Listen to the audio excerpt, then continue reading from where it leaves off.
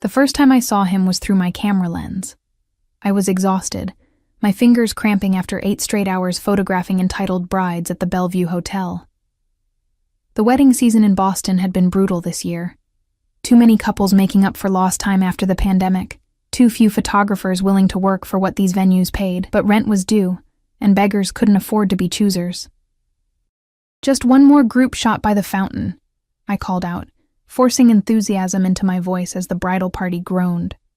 My feet throbbed inside my sensible black flats, professional enough to blend into the background, comfortable enough to stand in all day. That was me. Emma Wells, the invisible woman, designed to capture others' special moments while having none of her own. That's when I noticed him. He wasn't part of the wedding. He stood at the edge of the marble terrace, partially obscured by one of the hotel's ornate columns. Dark suit, perfectly tailored, not off the rack like the groomsmen's rentals. He was watching the proceedings with detached interest, a crystal tumbler of amber liquid held loosely between long fingers. Something about the way he stood, shoulders back, chin slightly raised, screamed money and power. I lowered my camera, feeling suddenly self-conscious about my rumpled blouse and the smudge of mascara I'd discovered under my eye during a bathroom break. His gaze drifted from the wedding party to me, and I quickly looked away, pretending to adjust my camera settings. "All right, everyone together now?" I called, my voice higher than usual. "Big smiles." I took the shots mechanically, hyper-aware of the man's presence. When I dared to look again, he was gone, and I felt a strange mixture of relief and disappointment. 3 hours later, I was sitting alone at the hotel bar, treating myself to one overpriced cocktail before heading home to my cramped apartment. My equipment bag rested heavily against my leg, and I scrolled through the day's shots on my camera display. Are they any good? The voice was deep and smooth, with the faintest hint of an accent I couldn't place. I looked up, and my heart stuttered. It was him, much closer now, the sharp lines of his face illuminated by the bar's moody lighting, dark hair swept back from a strong forehead, eyes the color of steel, jaw that could have been carved from marble. He smelled expensive. Not cologne exactly, but the unmistakable scent of someone who wore only the finest things. Excuse me?" I managed, hating how breathy my voice sounded. "The photographs." He nodded toward my camera. "Are they any good?" "Oh, yes, I think so." I turned the display toward him without thinking, then immediately regretted it. These were my client's private moments. He leaned closer, not touching the camera but peering at the small screen. His proximity sent a wave of heat through me. I noticed the driver's license-sized scar near his temple, partially hidden by his hairline, and the way his eyes narrowed slightly as he focused. "You have an eye," he said finally, straightening up. "You capture vulnerability." Something in his tone made me shiver. I closed the camera display and took a sip of my drink to hide my reaction. "I'm Luca," he said, not offering a hand or a last name, just Luca, as if that was all I needed to know. "Emma," I replied. "Emma Wells." "Emma." He said my name like he was tasting it. "You're the wedding photographer?" "Among other things." I felt defensive suddenly. "I do portrait work, some commercial stuff, gallery exhibitions when I can get them." "Interesting." He signaled the bartender, who appeared instantaneously. "Another of whatever the lady is having. Anna McAllen, 25, neat." "Oh, I wasn't. Please."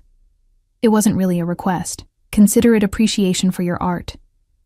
The bartender placed our drinks before us with remarkable speed. I noticed he seemed unusually deferential toward Luca. "Are you a photographer too?" I asked, trying to steer the conversation into safer waters. He smiled, just barely, one corner of his mouth lifting. "No. I collect things of beauty, but I don't create them. And what do you do, besides collect beautiful things?" "I solve problems." He took a sip of his whiskey. "Make things happen. Remove obstacles." "That's vague." "Is it?" Those gray eyes fixed on me, amused. "What if I told you I'm in waste management?" I laughed, then stopped when his expression didn't change. "Sorry, you just don't look like someone who manages garbage." "No?" What do I look like? I studied him, emboldened by alcohol and the strange intimacy of the bar. Someone important. Someone dangerous. His eyebrow quirked up. Dangerous? Why would you say that? The way everyone looks at you. The way the bartender practically bowed when you ordered. The way you, I gestured vaguely, exist in space, like you own it. Perceptive. He sipped his drink again. You see things others don't. That's why you're good with that. He nodded toward my camera. Maybe I'm just paranoid. No. The word was firm, almost stern. Don't diminish yourself, Emma Wells. I felt heat rise to my cheeks. Who was this man to tell me how to talk about myself? Are you in town for the wedding? I asked, changing the subject. No, business. I'm rarely in Boston these days. He looked around the bar as if assessing it. I grew up not far from here. Really? Where? North End. He gave me a look that suggested I'd be familiar with the area. Oh.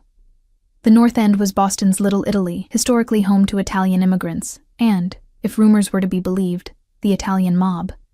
But that was decades ago. Now it was all trendy restaurants and overpriced condos. His phone buzzed. He glanced at it, then slid it back into his pocket. Do you live nearby, Emma? Warning bells sounded in my head. No matter how handsome he was, you didn't tell strange men where you lived. Not really, I lied. Shame. He finished his drink. I'm in town for a few days. I could use a photographer. For what? I asked, professionally intrigued despite myself. I'm looking to acquire some property. Need documentation. Maybe some promotional material. It sounded legitimate enough, and commercial real estate photography paid well. Much better than weddings. I have a card, I said, reaching for my bag. As I bent down, my elbow caught my cocktail glass, sending it crashing to the floor. Shit. I'm so sorry. I scrambled to pick up the larger pieces of glass, mortified. A hotel employee rushed over with a towel and dustpan. I've got it, miss. Please don't cut yourself. I'm so sorry, I repeated, wanting to disappear. I could feel Luca watching me, and when I finally dared to look up at him, his expression was unreadable. Accidents happen, he said mildly, but I sensed something else behind his words. I fished out a business card and handed it to him, noticing a small cut on my fingertip. A drop of blood smeared the corner of the card as I passed it to him. He looked at the bloodstain, then at me. Something flickering in his eyes, he pocketed the card without looking at it. I'll be in touch. With that, he stood, left more than enough cash on the bar to cover our drinks and the broken glass, and walked away. A moment later, I noticed a large man in a dark suit materialize from a corner table and follow him out. Security? Bodyguard? I gathered my things, embarrassed and intrigued in equal measure, convinced I'd never hear from the mysterious Luca again. I was wrong. The call came at 7:30 the next morning. Unknown number. Emma Wells. I answered groggily, still half asleep. Emma. Luca. From last night. His voice was as commanding over the phone as it had been in person. I'd like to hire you today. Are you available? I sat up in bed, suddenly wide awake. Today, I'll make it worth your while. $5,000 for the day. My breath caught. $5,000 was more than I made in a month of weddings and portrait sessions. What exactly would you need photographed? I asked, trying to sound professional rather than desperate. A property in Beacon Hill, interior and exterior shots. Some candids of me touring the space for promotional materials. He paused. Is that acceptable? It sounded too good to be true, which usually meant it was, but I thought of my mounting credit card debt, the rent increase my landlord had just announced, the repair bill for my aging car. Yes, that's acceptable. Good. A car will pick you up at 9. Wait, I stopped, realizing I'd never told him where I lived. Is there a problem? How do you know where I live? I asked, my voice tight. Your website lists your studio address. I assumed that's where you'd be. My shoulders relaxed slightly. My studio was indeed listed on my website. A small space I rented in a converted factory building where I did portrait sessions. I rarely worked from there, but it was a reasonable assumption. Right. I'll be at the studio at 9. Until then. He hung up without saying goodbye. I rushed through my morning routine, trying to look professional, but not like I'd tried too hard. I chose a simple black dress that could pass for business attire, paired with comfortable ankle boots. I packed my best camera equipment, charged batteries, and formatted fresh memory cards. At precisely 9:00 a.m., a sleek black Audi with tinted windows pulled up outside my studio. The driver, a broad-shouldered man with close-cropped hair and an earpiece, opened the rear door without a word. To my surprise, Luca wasn't inside. I slid into the empty back seat, my equipment bag beside me. "Mr. Ricci will meet you at the property," the driver said, closing my door. His accent was Eastern European, his manner efficient and impersonal. Mr. Ricci. So that was Luca's last name, Italian, as I'd guessed. We drove in silence through Boston's morning traffic. I tried to focus on the mental checklist of shots I'd need. Exteriors from multiple angles, key interior features, architectural details. But my thoughts kept drifting to Luca Ricci's intense gaze and the way he'd said my name. The car stopped in front of a magnificent brownstone on one of Beacon Hill's most exclusive streets. These homes sold for millions, their owners old Boston money or tech billionaires. The driver opened my door. "Mr. Ricci is inside. Knock 3 times. I climbed the immaculate stone steps, heart pounding as I knocked as instructed. The door opened immediately, revealing Luca in another impeccable suit. This one navy blue against a crisp white shirt. No tie, the top button undone. I tried not to stare at the hollow of his throat. "Emma, right on time." He stepped aside to let me enter. "Welcome." The foyer was breathtaking. Soaring ceilings, marble floors, a chandelier that must have cost more than my entire apartment building. My photographer's eye immediately began cataloging the play of light, the architectural details. "This is incredible," I managed. "Yes." He was watching me, not the house. "The current owners are in Europe. We have full access." "We?" As if on cue, 2 men appeared from different doorways. One was the driver who'd brought me. The other was older, with salt and pepper hair and a tailored suit nearly as nice as Luca's. "My associates," Luca said dismissively. "They'll stay out of your way." I nodded, setting down my bag and unpacking my camera. "So, is this a personal purchase, or for business?" "Both." He placed his hands in his pockets, still watching me. "I need somewhere suitable when I'm in Boston. It's quite a place for an occasional visit." His lips quirked.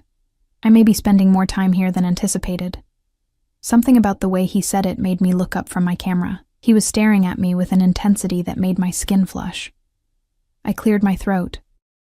"I'll start with the exteriors while the light is good." I spent the next hour photographing the brownstone's facade, the private garden, the ornate details of the entryway. When I came back inside, the older man was speaking rapidly to Luca in Italian. They fell silent when I entered. "Everything all right?" I asked. "Fine." Luca's voice was clipped. "Marco has an overactive imagination." Marco glanced between us, then gave a slight bow and retreated to another room. "Let me show you the main parlor," Luca said, his hand hovering near the small of my back without actually touching me. Even that phantom contact sent electricity through me. The day proceeded with me photographing each spectacular room while Luca explained its features.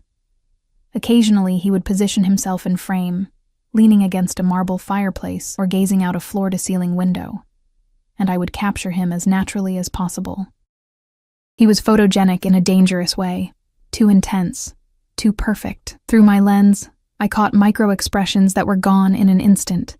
Calculation, amusement, something darker when his phone buzzed with messages he quickly dismissed. By late afternoon, we had covered most of the house. My memory cards were filled with hundreds of shots, far more than he'd need. "Just the master suite left," Luca said, leading me up the grand staircase to the top floor.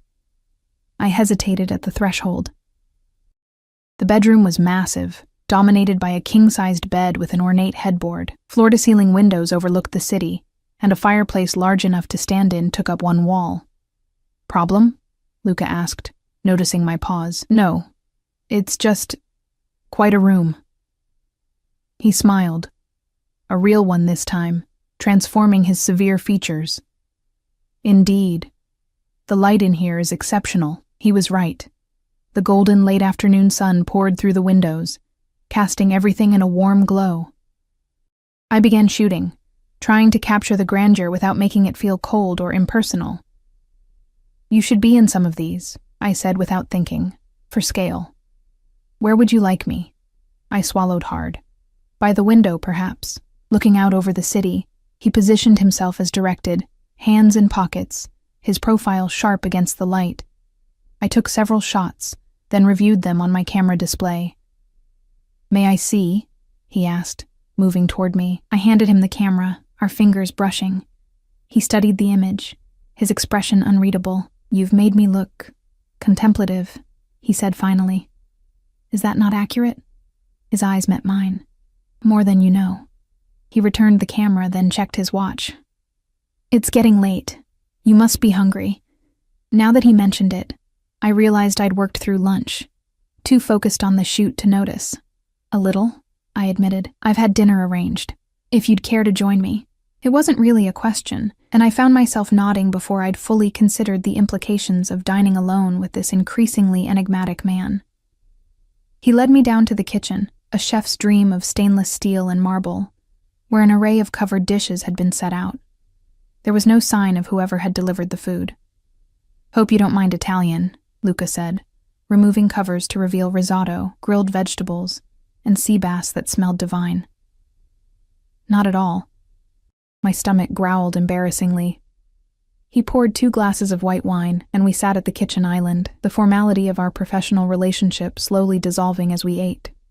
"So," I said, gathering courage with each sip of excellent wine. "Waste management. Really?" He looked amused. "You don't believe me?" "I think there's more to it than that." "There's more to everything than meets the eye, Emma." He twirled his wine glass. "Even you." "Me? I'm an open book. Struggling photographer, barely making rent, dreams bigger than my bank account. And yet." His eyes narrowed slightly. "You see things. You notice details. You catch moments others miss." I shrugged uncomfortably. "That's just the job." "No, it's innate. You can't teach that kind of perception." The intensity of his gaze made me look away. I noticed a small framed photograph on a side table, the only personal item in the otherwise staged house. "Is that yours?" I asked, nodding toward it. Something flickered across his face. "Yes, the only thing I've brought so far. May I?" I stood, moving toward the photograph. He hesitated, then nodded once. It was a simple family portrait, a woman with dark hair holding a small boy, perhaps 3 or 4 years old. The woman's face was partially turned away from the camera, but there was something haunted in her expression. The boy looked solemn, his eyes unnervingly familiar. "Is this you?" I asked softly. "Yes, and my mother. She's beautiful." "She was," he said, and the past tense hung in the air between us. I returned to my seat, feeling I'd glimpsed something I wasn't supposed to see. "I should be going," I said, suddenly uncomfortable with the intimacy. "I have all the shots you need, of course." He stood immediately. "Marco will drive you home. I'll transfer the payment tonight. Thank you." I began packing my equipment, my hands less steady than they should have been. As I zipped up my bag, Luca placed a business card on the counter. Unlike my simple card with just a name and contact information, his was heavy stock, with just a phone number and the letter R embossed in dark ink. "If you need anything," he said. "Anything at all." I picked up the card, our fingers brushing again. "I'm not sure what I would need from you." "You'd be surprised." His voice had dropped lower. "You're very talented, Emma, but talent only gets you so far in this city. Sometimes you need connections." "Are you offering me connections, Mr. Ricci?" His eyes darkened at my use of his surname. "Among other things." I should have been offended by the implication. Instead, I felt a dangerous thrill. "Thank you for the opportunity," I said formally, trying to reclaim professional distance. The pleasure was mine. He reached out, tucking a strand of hair behind my ear. His fingers grazed my cheek, and I forgot to breathe. "Though I should warn you, Emma Wells." "Warn me?"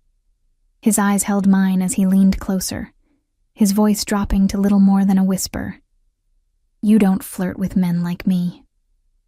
His words hung in the air between us, a warning and a promise wrapped in 5 simple words. You don't flirt with men like me. I started to protest, then stopped myself. Had I been flirting? The heat in my cheeks suggested I knew the answer. Weren't you? His eyes never left mine, searching for something I wasn't sure I wanted him to find. I squared my shoulders. I was being friendly, professional, that's all. Of course. He stepped back, breaking the spell. "Marco will see you home."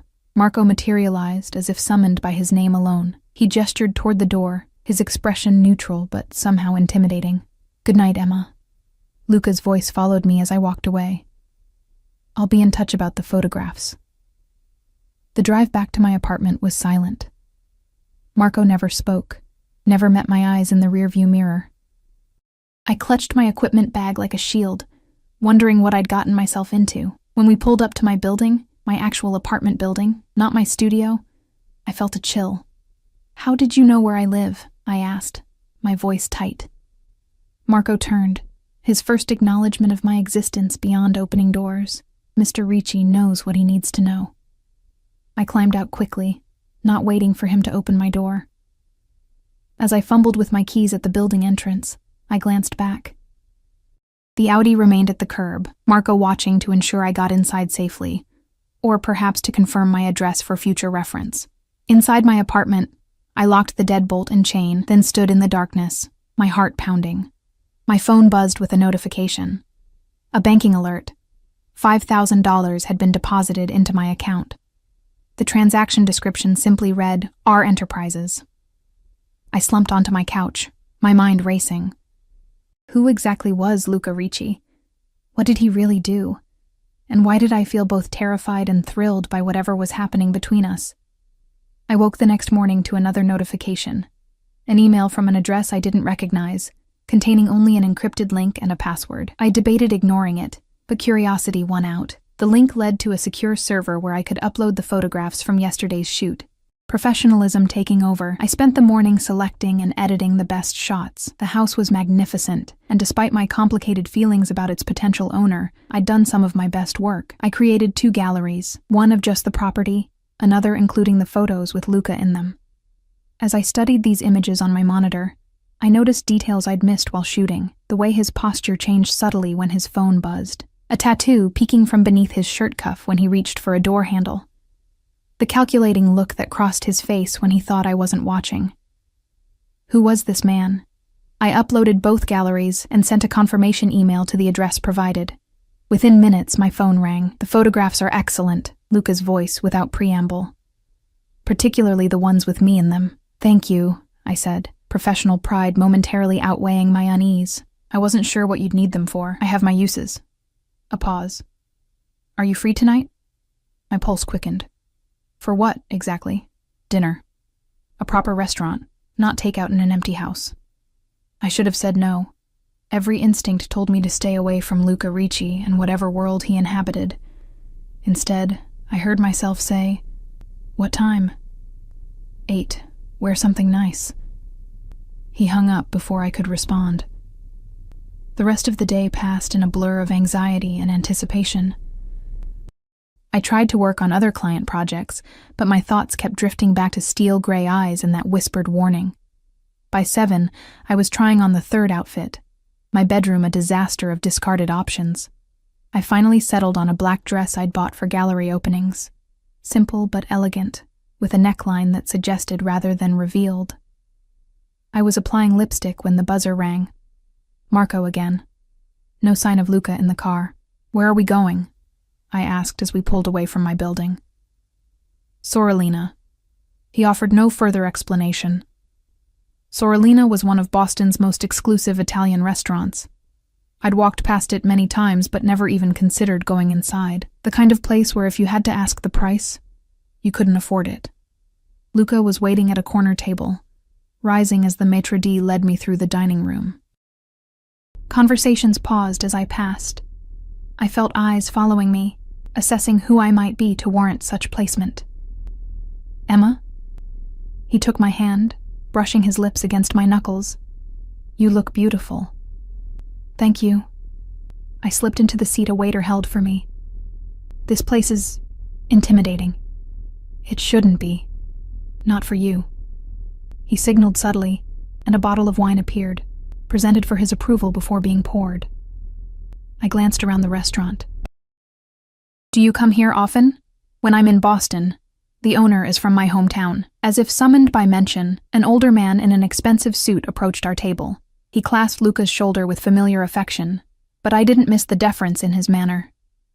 Luca, mio figlio, they exchanged rapid Italian, the man's eyes occasionally darting to me with undisguised curiosity. Finally, Luca gestured toward me. Emma, this is Antonio Valenti, an old family friend. Antonio took my hand, his grip surprisingly strong for a man his age. Any friend of Luca's is family here. Your dinner is my pleasure tonight. He disappeared before I could thank him, barking orders at servers as he went. Family friend? I asked once we were alone. Of sorts. Luca sipped his wine. Antonio knew my father. They were in business together. What kind of business? His eyes glinted. Imports, primarily, from Italy. I had the distinct feeling we were having two different conversations. The one with words, and another with all that remained unspoken. And now you're in the same business? I pressed. I've expanded our interests. He studied me. You ask a lot of questions, Emma. Professional hazard. Photographers are observers by nature. Careful what you observe. His tone was light, but something in his eyes wasn't. Some things, once seen, can't be unseen. Before I could respond, plates of food began arriving, dishes I hadn't ordered, specialties not on the menu, each more delicious than the last. As we ate, the conversation shifted to safer topics. He asked about my photography, seeming genuinely interested in how I'd found my way to the profession. I told him about growing up in a small town in western Massachusetts, about the second-hand camera that had changed my life in high school, about the scholarship to art school that had brought me to Boston. And your family? He asked. They're still in... what was it? Greenfield. Just my mom now. Dad left when I was 12. I pushed a piece of ravioli around my plate. We don't really talk much. Why not? I shrugged. She wanted a different life for me, practical, secure. She thinks I'm wasting my talent on wedding photos and struggling to pay rent. She's right about the last part. His directness startled me. You're too good for wedding photos, Emma. Well, we can't all buy brownstones in Beacon Hill on a whim. The words came out sharper than intended. Instead of taking offense, he seemed pleased by my spark. No, but some of us can help others get what they deserve. And what do I deserve in your estimation? He leaned forward, his voice dropping.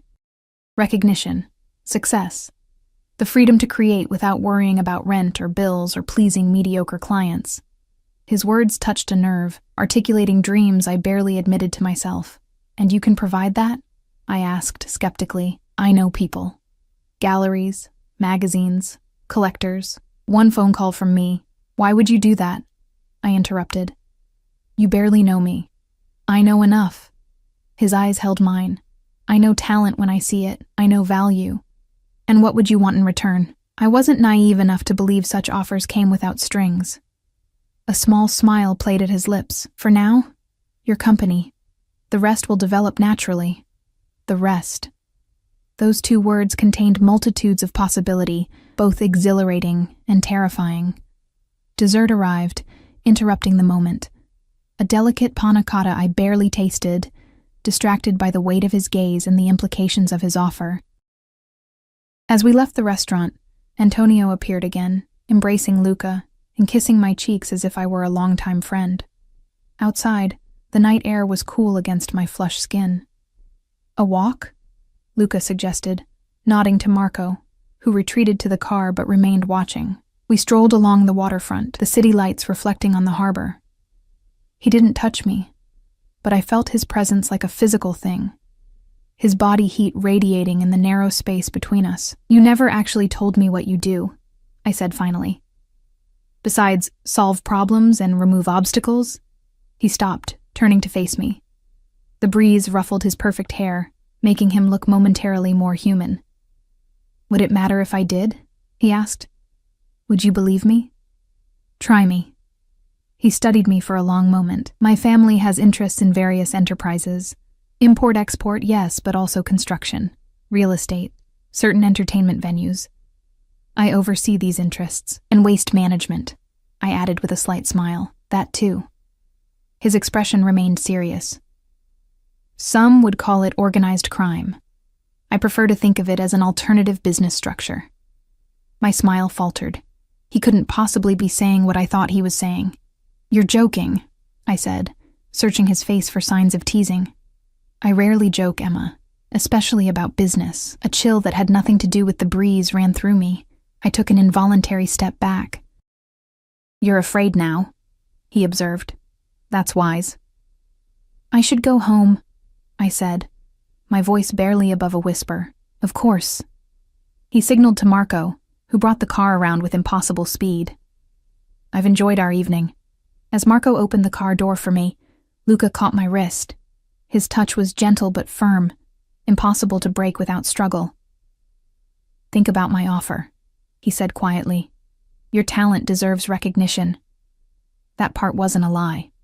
I pulled my arm free, sliding into the back seat without responding. As we pulled away, I watched him through the tinted window, standing perfectly still, watching the car until we turned the corner. Sleep eluded me that night.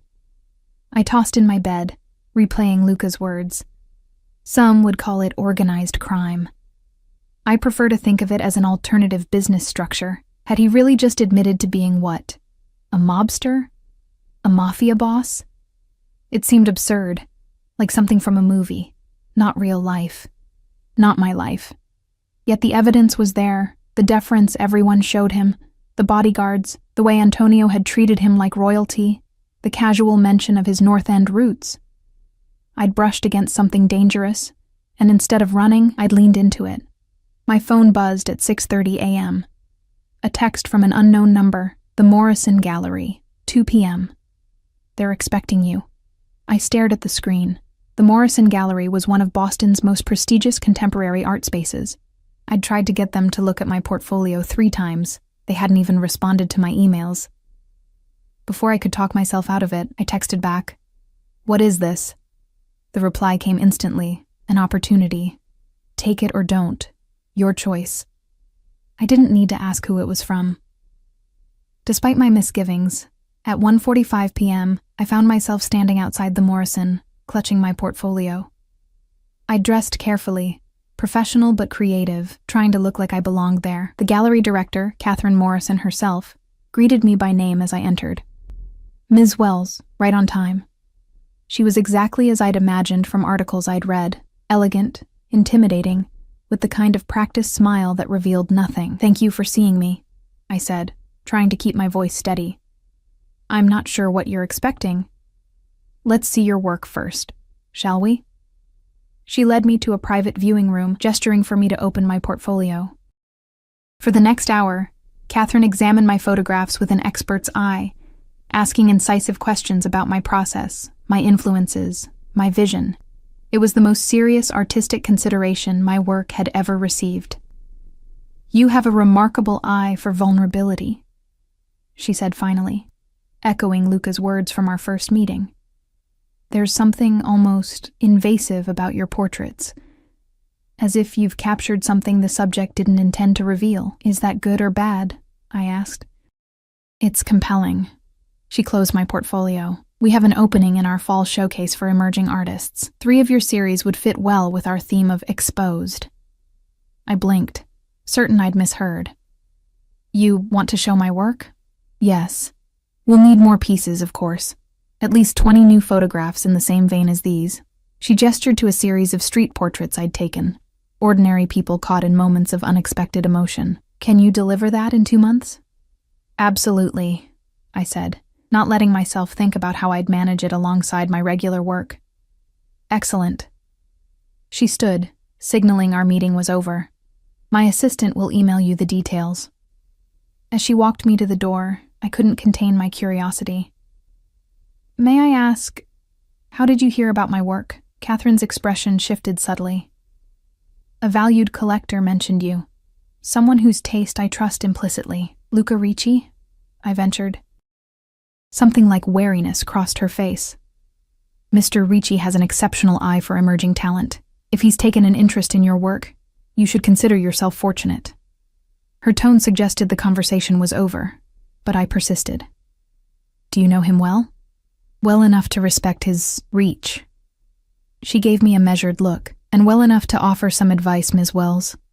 Deliver exceptional work, express appropriate gratitude, and don't ask questions like that again. The warning couldn't have been clearer if she'd posted it on the gallery wall. I left in a daze, equal parts elated and disturbed. By the time I reached the street, my phone was buzzing with an incoming call. Unknown number. Hello? Did you take the opportunity? Luca's voice, smooth and confident. Yes, thank you. The words felt inadequate. How did you? I told you. I know people. A pause. Are you free tonight? My instincts screamed caution, but something stronger, ambition, curiosity, attraction, drowned them out. Yes. Good. There's an opening at the atelier. Contemporary photography. Research for your upcoming show. The way he said it, your upcoming show, sent a thrill through me despite my reservations. I'll send a car at 8. He hung up before I could respond. It was becoming a pattern. This time when Marco arrived, Luca was in the back seat. He wore a charcoal suit that made his eyes look like quicksilver, dangerous and fluid. When I slid in beside him, he took my hand and brushed his lips across my knuckles, his eyes never leaving mine. You look lovely, he said. Success agrees with you. I pulled my hand away, determined to maintain some boundary. I haven't succeeded at anything yet, but you will.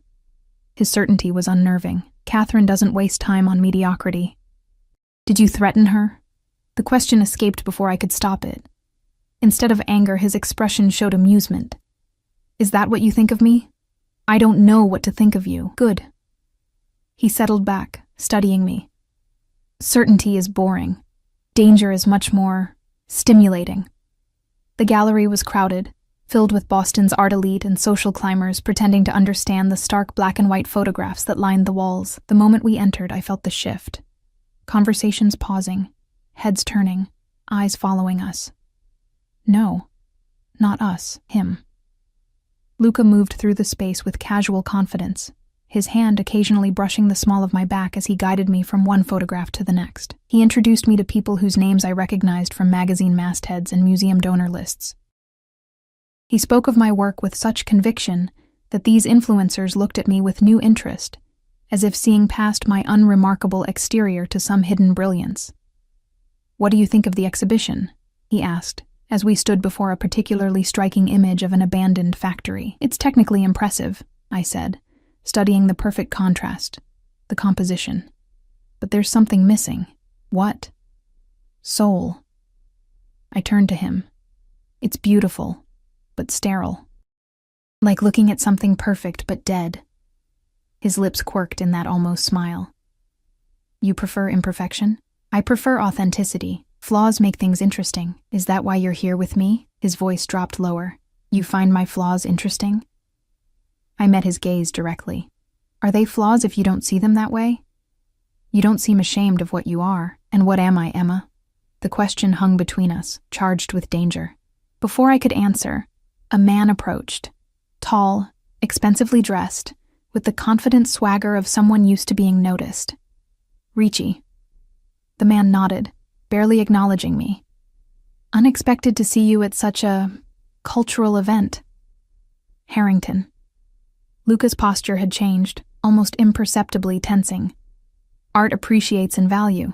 Unlike some investments, the subtle barb didn't go unnoticed. Harrington's jaw tightened. Speaking of investments, your offer for the Wharf Street project was rejected. Was it? Luca's voice was mild, but something cold had entered his eyes. Perhaps the board didn't have all the relevant information. The board knows exactly what they're dealing with. Harrington's gaze flicked to me. New toy? I felt rather than saw the change in Luca, a stillness that was somehow more threatening than any movement could have been. Michael. Luca's use of the man's first name sounded like a warning. You should apologize to Ms. Wells. She's an artist. The Morrison is featuring her work this fall. Harrington's expression shifted to reassessment. No offense intended, Ms. Wells. I'm sure your work is charming. The condescension in his tone made my skin crawl, but I forced a smile. None taken. I understand how men like you view women like me. His eyebrows rose at my response. Luca's hand found the small of my back again, his thumb tracing a small circle that felt like approval. If you'll excuse us, Luca said, steering me away. We have more interesting conversations awaiting. As we moved through the crowd, I felt Harrington's eyes boring into my back. Who is that? I asked when we were out of earshot. A complication. Luca's expression had returned to its usual inscrutability, one I'll need to address. What did he mean about the Wharf Street project? A real estate development I'm interested in? Harrington's firm is fighting my bid. He glanced down at me. It's just business. But something in his tone made me think it was more than that. We left the gallery an hour later. Instead of heading back to my apartment, the car took us to the waterfront, stopping at a private dock where a sleek yacht waited, illuminated against the night sky. What is this? I asked as Luca helped me from the car. My temporary home. The brownstone is still being prepared. He offered his arm. I thought we could continue our evening somewhere more private. Every warning bell in my head was ringing, yet I found myself taking his arm, letting him lead me onto the yacht. It was magnificent, all gleaming wood and polished brass, the interior a study in understated luxury. Drink? He moved to a bar area, selecting a bottle without waiting for my response. Luca. I remained standing, arms crossed protectively across my chest. What am I doing here? He paused, crystal tumbler in hand. You tell me. I don't know, and that terrifies me. The admission felt like stepping off a cliff. You're dangerous. What you do is dangerous. I should stay as far away from you as possible, yes. He handed me the drink, his fingers brushing mine. You should. Then why am I here? Because danger isn't always something to be avoided. He moved closer, not touching me, but close enough that I could feel his warmth. Sometimes it's exactly what we need to feel alive. His words resonated with something buried inside me, the part that had always played it safe. Taken the practical path, stayed invisible, the part that was tired of watching other people's special moments, instead of having my own. What do you want from me? I whispered. His hand came up to cup my cheek, his touch surprisingly gentle. Everything you're willing to give. He leaned down, his lips brushing mine.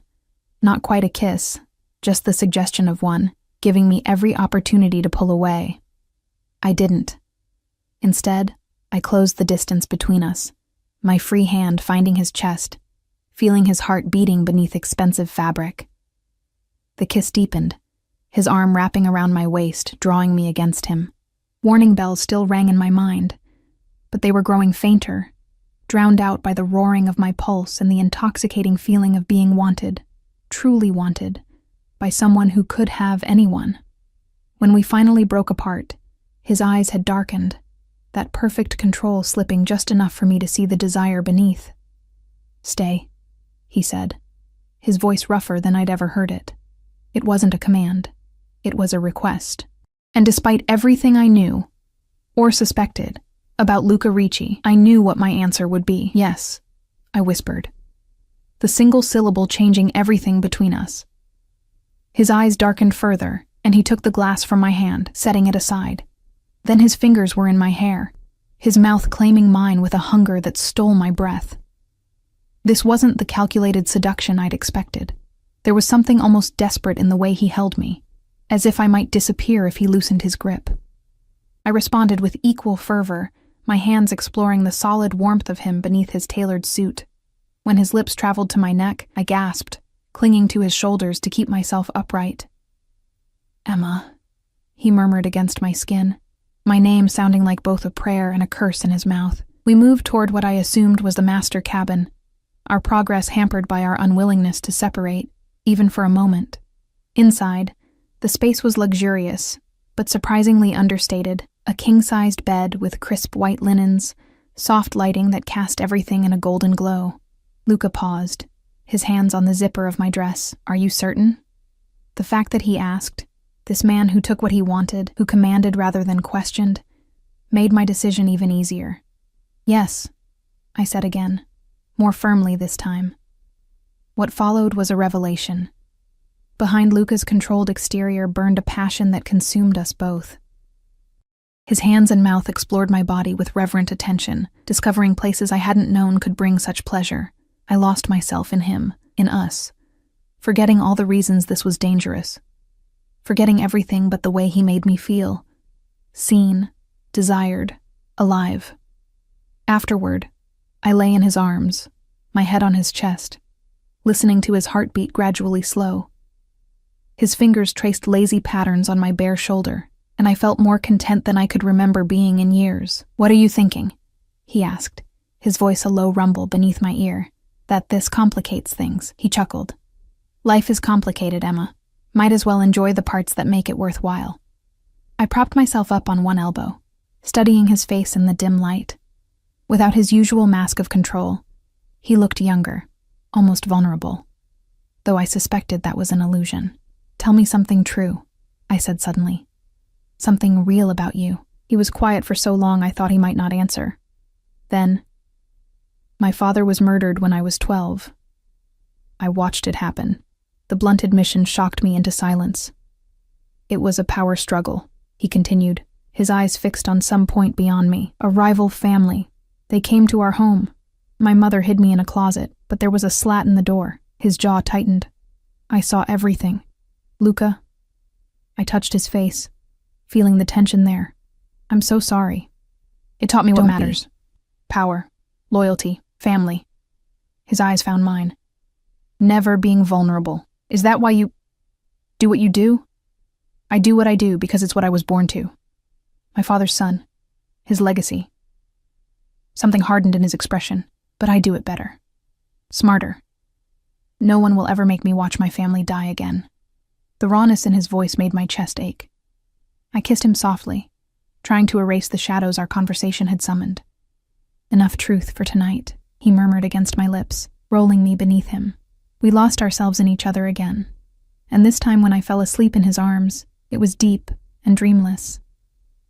I woke alone, sunlight streaming through a porthole. For a moment, I couldn't remember where I was. Then the events of the night before came rushing back. I sat up, clutching the sheet to my chest, scanning the cabin for signs of Luca. On the bedside table lay a note in elegant handwriting: "Business to attend to. Stay as long as you wish. Marco will take you wherever you need to go. L." Beneath it was a small black box. I opened it with trembling fingers to find a delicate silver necklace with a pendant, a small camera lens crafted in platinum and black diamonds. It was exquisite, tasteful rather than flashy, but undoubtedly expensive. I closed the box without putting it on, suddenly uncomfortable with the implications. Was this payment? A trophy? A mark of ownership? I dressed quickly in last night's clothes, gathering my belongings. The yacht seemed deserted except for Marco, who appeared as I emerged from the cabin. "Mr. Ricci asked me to see you home," he said, his tone as impersonal as ever. "Thank you." I clutched my purse, the small black box burning a hole in it. "I'm ready now." The drive to my apartment was silent. When we arrived, Marco spoke again. "Mr. Ricci would like to know if you're available this evening." I hesitated. Last night had been magical, intoxicating, and terrifying in its intensity. I needed time to think, to process what was happening between us. "I have work to do," I said finally. "For the gallery show. Please tell him I need to focus on that." Marco nodded once, his expression giving nothing away. Inside my apartment, I placed the jewelry box on my coffee table and stared at it. Then I took a long, hot shower, trying to wash away the confusion while holding on to the memory of Luca's touch. For the next week, I threw myself into my photography. I roamed Boston's streets, looking for subjects who revealed that vulnerability Luca and Catherine had identified in my work. I found them everywhere. A businessman with despair in his eyes despite his success. A bride looking trapped rather than joyful. A child with an old soul's wisdom in her gaze. Luca texted daily, short messages, never demanding, just letting me know he was thinking of me. The light on the harbor today reminded me of your eyes. A new gallery opened in the South End. We should visit when you're ready. The necklace would look beautiful on you. I responded politely, but briefly, maintaining the distance I needed. He never pushed, never showed up unannounced, never sent Marco to retrieve me. He was giving me space, and that respect made it harder to remember why I should stay away. 10 days after our night together, I was in my tiny home studio editing photographs when my buzzer rang. It was nearly midnight, too late for deliveries or casual visitors. I approached the intercom warily. Who is it? Emma. It's Luca. His voice sounded strained. May I come up? My heart raced. Is everything okay? A pause. No. I buzzed him in without further question, rushing to open my apartment door. When the elevator opened, I gasped. Luca's pristine suit was rumpled, a dark stain spreading across his white shirt, his face pale beneath his tan. Oh my God! I rushed to help him inside. What happened? Should I call an ambulance? No hospitals. He leaned against me, wincing. Just need somewhere safe, just for an hour. I guided him to my couch, helping him sit. You're bleeding. It's nothing. A disagreement about business. This isn't nothing. I carefully helped him remove his jacket and unbutton his shirt. A deep gash ran along his ribs, still seeping blood. Luca, this needs stitches. I've had worse. He attempted a smile that turned into a grimace. Do you have a first aid kit? I nodded, retrieving it from my bathroom. As I cleaned his wound with shaking hands, questions burned in my throat. Why come to me? Where were his men? What kind of disagreement ended with knives? I'm sorry to involve you, he said, watching my face. There was no one else nearby that I could trust. The word trust hung in the air between us. He trusted me. This man who trusted no one. What happened? I asked, applying antiseptic that made him hiss. Harrington's associates expressed their displeasure about some information that came to light. His voice was tight with pain. They were persuasive in their arguments. The man from the gallery? He did this to you? Not personally. He wouldn't dirty his hands. Luca's eyes hardened, but he'll answer for it. A chill ran through me at his tone. What does that mean? Nothing you need to concern yourself with. I finished bandaging his side, then sat back on my heels. If you're involving me by coming here, bleeding all over my couch, then I think I have a right to some answers. He studied me for a long moment, then nodded once. The Wharf Street project Harrington mentioned? It's a waterfront development. On paper, luxury condos and retail. In reality, a perfect front for moving certain goods through the port without scrutiny. Drugs? My voice was barely a whisper, among other things. He shifted, wincing. Harrington's group wants it for the same reason. I've been blocking them and they've been losing patience. So they tried to kill you? A warning, not an assassination attempt. His mouth curved in a grim smile. If they wanted me dead, we wouldn't be having this conversation. I stood abruptly, pacing my small living room. This is insane. You're talking about criminal conspiracies and stab wounds like they're normal business challenges. In my world, they are. Well, it's not my world. The words burst out louder than I intended. I'm a photographer, Luca. I take pictures of weddings and street scenes. I don't hide wounded mobsters from their enemies. And yet, he gestured to the bloodied gauze, the first aid kit. Here we are. I stopped pacing, the full reality of the situation crashing over me. By helping him, by letting him into my home, I'd crossed a line. I was involved now, whether I wanted to be or not. Why me? I asked, my voice small. You must have safe houses, loyal soldiers, actual criminals who could help you. His eyes softened. Because with you, I'm just Luca. Not a Ricci, not a boss, not a legacy, just a man. The simplicity of his answer undid me. I sat beside him on the couch, careful not to jostle his injury. I'm afraid, I admitted, of what this means, of what you do, of how I feel about you despite it all. He took my hand, his thumb tracing circles on my palm. Fear keeps us alive, Emma, but it shouldn't keep us from living. We sat in silence, his words settling between us like stones in still water. Finally, he checked his watch. I should go. I've compromised you enough for one night. You can't leave like this. You're hurt. Marco is waiting 2 blocks away. I'll be fine. As he stood, grimacing with the effort, I made a decision I knew might change everything. The necklace, I said. I'll wear it. His eyes found mine, understanding the significance of my words. You're sure? I nodded. I'm not saying I'm part of your world. I'm saying I want to see where this goes, with eyes open. He cupped my face with one hand. Eyes open, he agreed, kissing me softly. After he left, I took the black box from where it had sat untouched for days. I opened it, removing the necklace, and fastened it around my throat. The pendant rested just above my heart, cool against my skin. In the mirror, I looked the same, but something fundamental had shifted. I was now a woman who had chosen to walk into danger with open eyes, a woman wearing a gift from a man whose business was conducted in shadows and blood. I wondered if my camera would capture that change, the vulnerability now mixed with something darker, more complex. I wondered if Catherine would see it in my new photographs, if gallery goers would sense it without knowing its source. I wondered if I was making the biggest mistake of my life, or finally starting to live it. The weeks that followed existed in a strange duality. By day, I was Emma Wells, photographer, preparing for my first major gallery showing. I visited the Morrison Gallery, discussed framing options with Catherine, selected final pieces from hundreds of new photographs.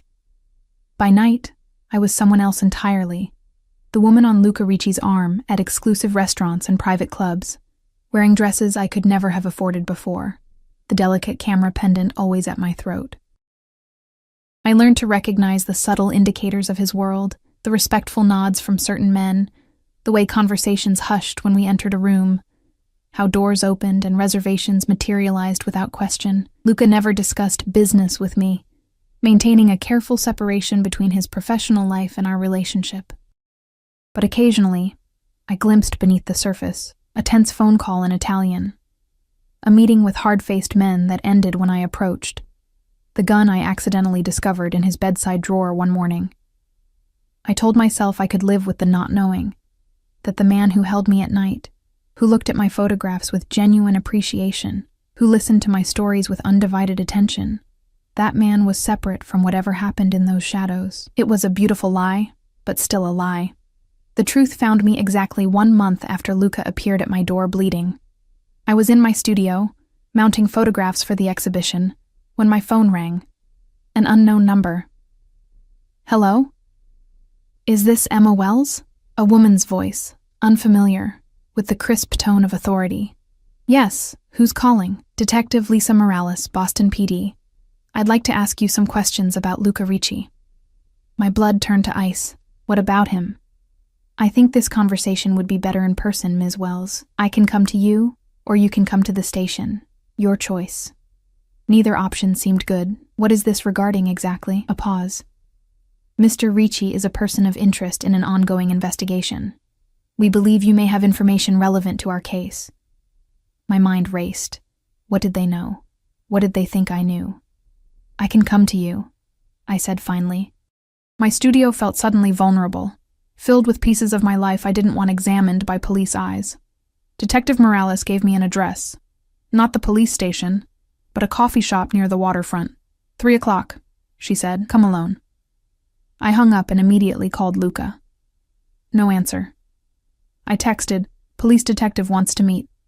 Asking about you. What should I do? No response. This wasn't like him. He always answered my calls or texts, even when he was busy. At 2:55, I entered the coffee shop, scanning for someone who looked like a detective. A woman in a charcoal pantsuit raised her hand from a corner table. She was perhaps 40, with short dark hair and watchful eyes that seemed to catalog every detail about me as I approached. Ms. Wells, thank you for coming. She didn't offer to shake hands. Coffee? No, thank you. I sat across from her, my bag clutched in my lap. What's this about? She studied me, her expression neutral. How long have you been involved with Luca Ricci? Define involved. A slight smile. Sleeping with him, accepting his gifts, appearing at his side at social functions. I bristled at her tone. My personal relationships aren't police business. They are when your boyfriend is under investigation for racketeering, money laundering, and most recently, attempted murder. The floor seemed to tilt beneath me. Murder? That's absurd. Is it? She slid a tablet across the table. This was taken 3 nights ago. I looked at the screen. Security camera footage showed a parking garage. Timestamp 2:17 a.m. A figure in a dark coat approached a parked car. Even with the grainy quality, I recognized Luca's distinctive walk, the set of his shoulders. He reached inside his coat, withdrew something. Then the video cut out. What happened? Where's the rest? The camera was disabled, professionally. Detective Morales took back the tablet. 30 seconds later, Michael Harrington was found in that car with 2 bullets in his chest. He's in critical condition. Harrington, the man from the gallery, the one whose associates had stabbed Luca. This doesn't prove anything, I said, but my voice lacked conviction. Maybe not to a jury. Not yet. She leaned forward. But you and I both know what we saw, and I think you know exactly who and what Luca Ricci is. I remained silent, my thoughts tumbling over each other. I'm not here to arrest you, Ms. Wells. I'm here to warn you. Her voice softened slightly. Women in your position, romantically involved with men like Ricci, they end up in one of 2 places, prison or the morgue. You don't know anything about my relationship. I know he's using you. She held up a hand as I started to protest. Maybe he cares for you too. I'll grant that possibility. But you're also useful to him. A beautiful, talented woman with a legitimate career. No criminal record. No family connections to organized crime. You provide perfect cover, a step into legitimate society. Her words cut, because they echoed doubts I'd been suppressing for weeks. Why had Luca pursued me so intently? What had he really seen when he looked at me through my camera lens that first day?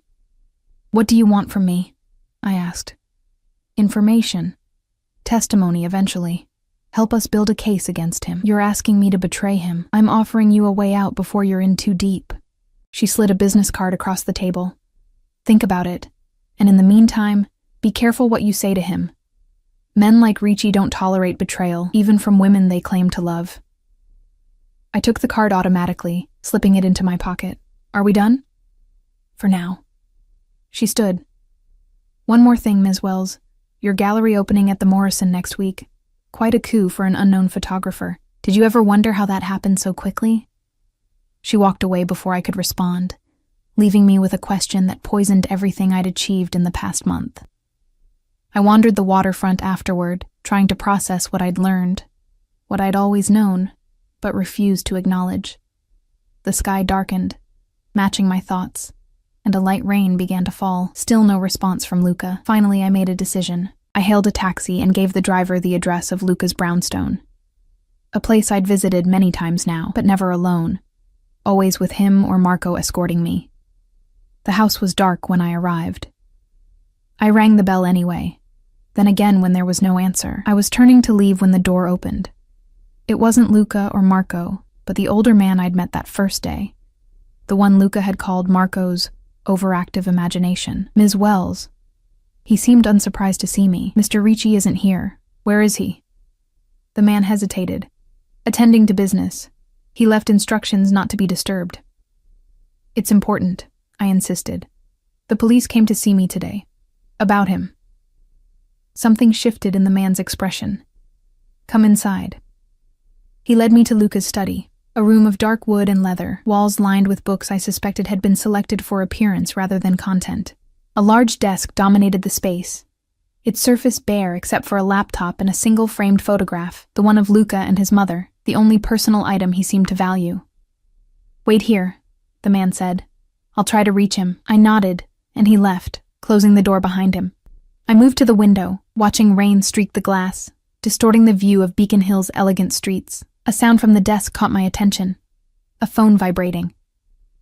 Not Luca's personal phone, which I recognized, but another one, sleeker, unmarked. The screen showed a text in Italian.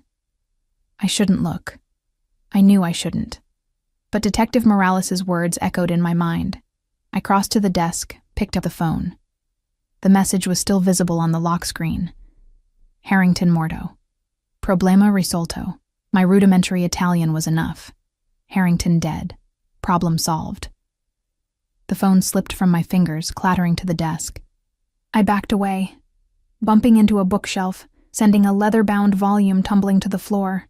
It fell open, revealing it wasn't a book at all, but a hollowed-out hiding place containing a passport. Not in Luca's name, but with his photograph. The door opened. I spun around, expecting the older man, but it was Luca himself, impeccably dressed, not a hair out of place, looking as though he'd just come from a business meeting rather than… what? A hospital? A morgue? Emma. His voice betrayed nothing. This is unexpected. I could only stare at him, seeing him clearly for the first time. Not the charming man who'd seduced me, but the one from the security footage. The one who solved problems permanently. You killed him, I whispered. He closed the door quietly. Who told you that? No one had to tell me. I gestured to the phone on the desk. It's right there. Harrington Morto. Something flickered in his eyes, surprise, perhaps, that I understood Italian, or that I'd looked at his messages. Either way, a boundary had been crossed. You shouldn't be here, he said, his voice gentle despite everything. Not tonight. The police came to see me.